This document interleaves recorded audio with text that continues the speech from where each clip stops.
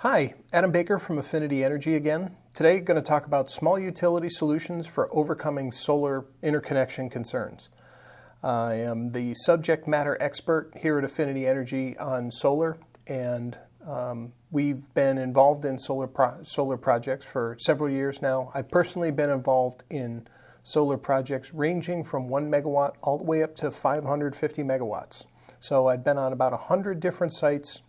And 98% of the time, the sites are connected to large utilities, the Dukes, the NRGs, the NextEras, the Southern companies of the world, the big utilities that have large in-house capabilities for dispatch management and for implementing controls or sending curtailment controls to sites where curtailment is a concern. If you're interested in how we work in those environments, this is not a webcast for you. This really is focused on the smaller utilities, the co-ops, and some of the solutions that we've put together that might allow them to implement solar on their networks at a relatively lower cost and give them still the reliability required for their interconnection agreement.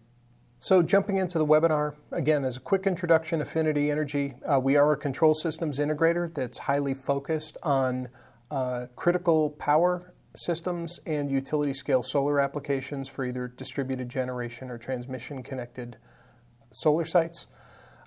We do a lot of work both on the controls end as well as the instrumentation side of solar.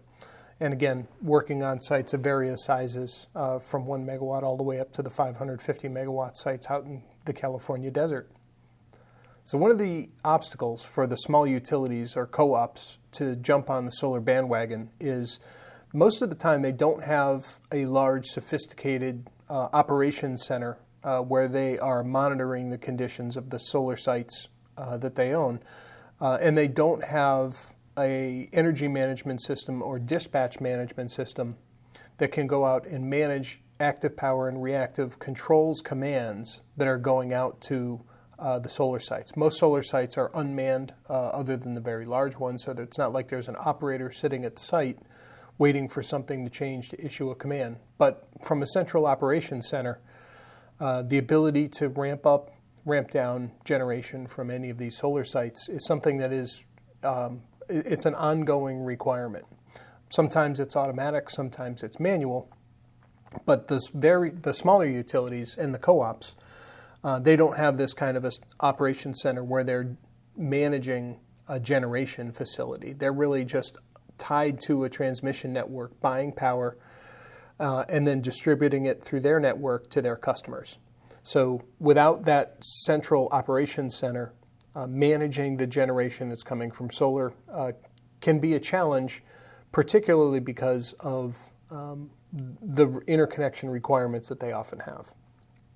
So the great thing about solar is the output from solar tends to be in alignment with when demand is highest. So both in the summer and the winter, the heating load or the air conditioning load tends to be highest in the middle of the day towards the end of the day. And in the early in the morning, late in the evening, when solar isn't as effective or isn't at all effective, the demand tends to go down. So solar is a good source for energy when you want to offset a higher demand, again, particularly in the summer and the winter. Solar is low cost. Once the site is built, the ongoing operational costs of running the site are virtually zero. The cost of the fuel is non-existent. As long as the sun's shining, you can make energy. And the way a co-op can use solar, or anyone uses solar, is to reduce the consumption from generation, or in the case of a co-op, to reduce the consumption from transmission. So solar can help with reducing the cost of energy for your customers. But the complication is what most of the interconnection agreements require of the co-ops. So the most impactful and important rule for most co-op purchase agreements is that they are not allowed to export power back onto the transmission system.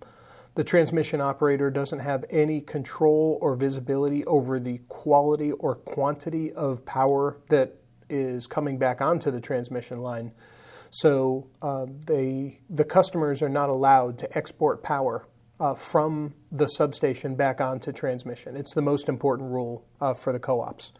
If this happens, there can be either fines or a risk that the transmission operator just disconnects the site from transmission if it's a persistent problem. So it's very high risk.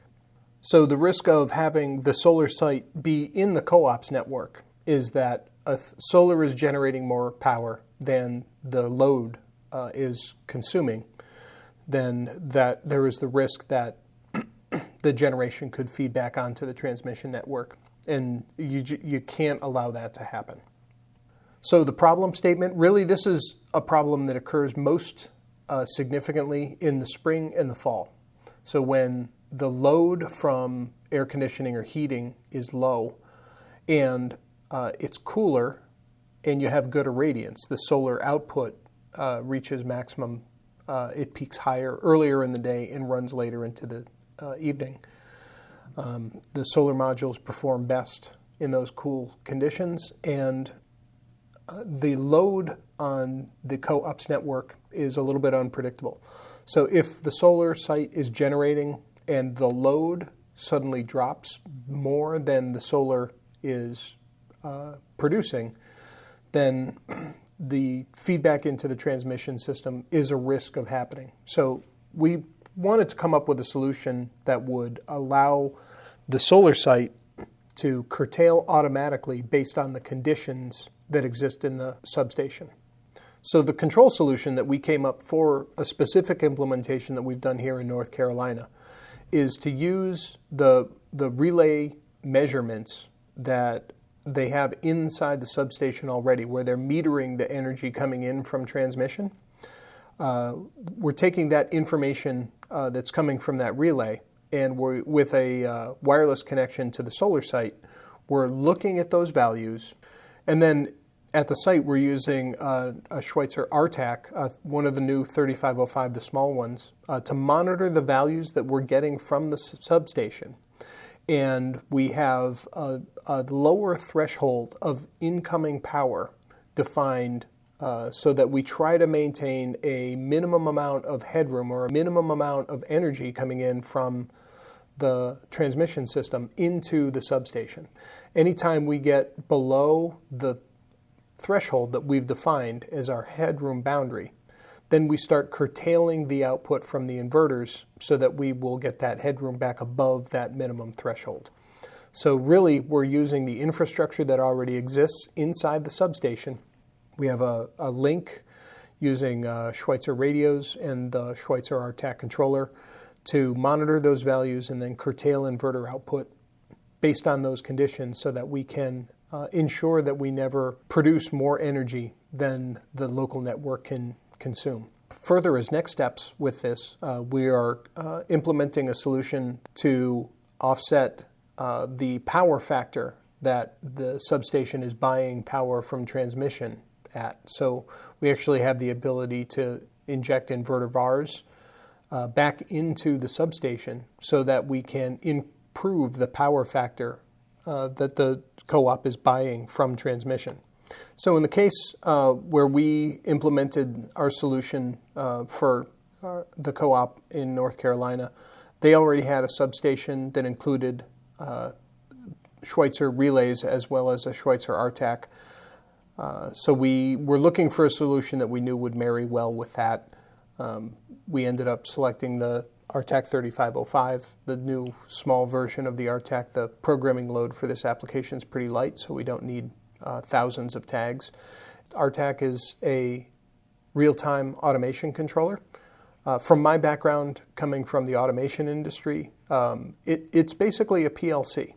It does more than what a PLC does, but its control capabilities look a lot like what you would do in an industrial environment with a PLC, but it's more suitable for a substation environment. Back in the 70s, companies said you could never get fired for buying IBM. IBM was sort of the de facto standard for mainframe or central computers for corporations. Today, the Schweitzer company has the similar position for equipment that's being deployed in substations. It's reliable, it's very well accepted in industry, and it lends itself very well to that environment. Historically, the RTAC its primary function has been used as a data concentrator, where it's taking data from various devices around a substation, or in the case of solar, in a solar power plant. So you have various meters, relay protection, cap bank controllers, and things like that. The Schweitzer's really good at aggregating all that data together, as well as data from field devices like inverters, trackers, etc. It works well in a substation. It does a fantastic job of aggregating data, but it's more than just a data concentrator. It supports programming languages, including relay ladder logic, function charts, state diagrams. It has some HMI capabilities built into it. They're not super sophisticated like you'll find with a Windows-based HMI graphics product that has a lot of pretty pictures and library objects and things like that. The HMI graphics are fairly rudimentary and straightforward, but will give you all the capabilities for information display that you might need. And then from a sequence of event standpoint, the RTAC supports either an iRigB or a GPS signal for time synchronization, so you know exactly when things happen or when things need to happen.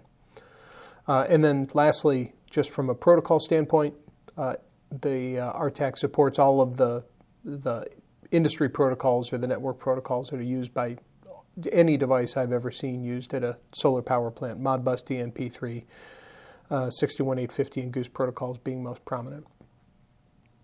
So for automatic control, basically all we have is a simple control loop that looks at the incoming power from transmission, and as it gets to the headroom minimum amount of buffer, the incoming power that they want to maintain, as the site output gets to that point, we start sending curtailment commands to the inverters to go from 100% output down to whatever level it takes to keep that minimum amount of headroom. So there is no co-op burden to maintain monitoring of what the site is, or to come up with a command that needs to be sent to the site to limit the output. It's all done automatically. Anytime the incoming power goes below the limit, like I said, we start curtailing inverter output power. And we have taken the approach of ramping down the power much more quickly than we ramp it back up when the headroom starts increasing. So we will try to stay as close as we can to that headroom limit to try and maximize the energy output and reduce the cost of that energy that the co-op is buying from transmission. But at the same time, keeping sufficient headroom so that there's no risk of tripping or what could be significant financial penalties for accidentally exporting power onto transmission. This control system that we were able to implement, it was very low cost compared to most traditional solar control systems. The functionality that's required is very simple. We're not doing sophisticated inverter balancing or anything like that. We're just trying to maintain this headroom. The components that are used are relatively low cost. The low-end RTAC, the RTAC that we're able to use for this application is less than $1,000.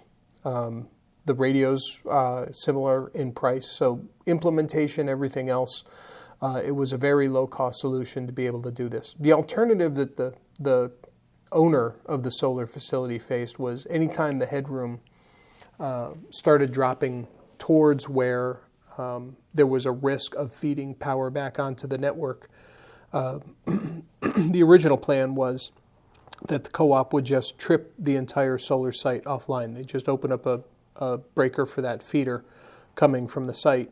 It would stop delivering power until there was enough load, enough demand on the co-op's network that they felt it could be brought back online. But that has there's no respect to time or the intermittent nature of a load on the distribution network. So there may be, I'm sure there are instances where 2 or 3 minutes of curtailment was required, and then the full solar output would jump back up to full output. So the approach of tripping the entire site offline and then trying to bring it back online was potentially problematic. It was certainly problematic for the owner of the solar site that was trying to maximize their revenue And as they're selling lower cost energy than the co-op can buy from transmission, it was good for the co-op's business model as well. So this was a pretty cool application for us. It was something different than what we had done in the past. Like I said, it's small co-op, didn't have a whole lot of built-in sophistication to their organization that would allow us to easily integrate this. But we were able to help bring a solution that would allow the solar site to integrate well with their network. So something different, something unique, and something that I don't know of anybody else in the industry that has been trying to do this with this approach. So hopefully this has been interesting to you. My contact information is on the screen. I'd love to chat with you about how we can help with your solar application.